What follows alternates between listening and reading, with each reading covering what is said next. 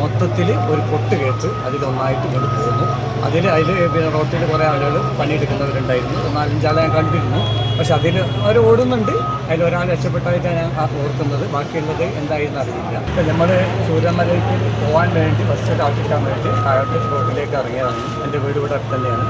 അങ്ങനെ നടക്കുമ്പോഴാണ് പിന്നെ അങ്ങോട്ട് ബസ് സ്റ്റോപ്പിലേക്ക് പോകാൻ വേണ്ടി ഞാൻ നിന്നിരുന്നു. പക്ഷേ എനിക്ക് ഇങ്ങനെ തോന്നി പോകണ്ട എന്നുള്ളവർക്ക് ഞാനെന്താ ഇവിടെ ഹോട്ടലിൻ്റെ മുമ്പിൽ വന്ന് നിന്നു. ആ നിൽക്കുന്ന സമയത്ത് ആദ്യമായിട്ട് വെള്ളം എടുക്കുന്നതാണ് ഈ പിന്നെ മുകളിൽ നിന്ന് ഞാൻ കണ്ടത്. അതിന് ശേഷം മൊത്തത്തിൽ ഒരു പൊട്ട് കേട്ട് അതിലൊന്നായിട്ട് ഇങ്ങോട്ട് പോന്നു. അതിൽ പിന്നെ റോട്ടിൽ കുറേ ആളുകൾ പണിയെടുക്കുന്നവരുണ്ടായിരുന്നു. 4-5 ഞാൻ കണ്ടിരുന്നു. പക്ഷെ അതിൽ അവർ ഓടുന്നുണ്ട്. അതിലൊരാൾ രക്ഷപ്പെട്ടായിട്ടാണ് ഞാൻ ഓർക്കുന്നത്. ബാക്കിയുള്ളത് എന്തായെന്ന് അറിയില്ല. അത് തിങ്ങി ഇവിടെയുള്ള നിസ്കാരപ്പള്ളി അതുപോലെ പിന്നെ ഒരു വീട്, ആ വീട്ടിലേക്ക് മൊത്തത്തിൽ കല്ലും മരം ഒന്നായിട്ട് അടിച്ചു കയറി. ആ വീട്ടിലുള്ളവർ രക്ഷപ്പെട്ടു.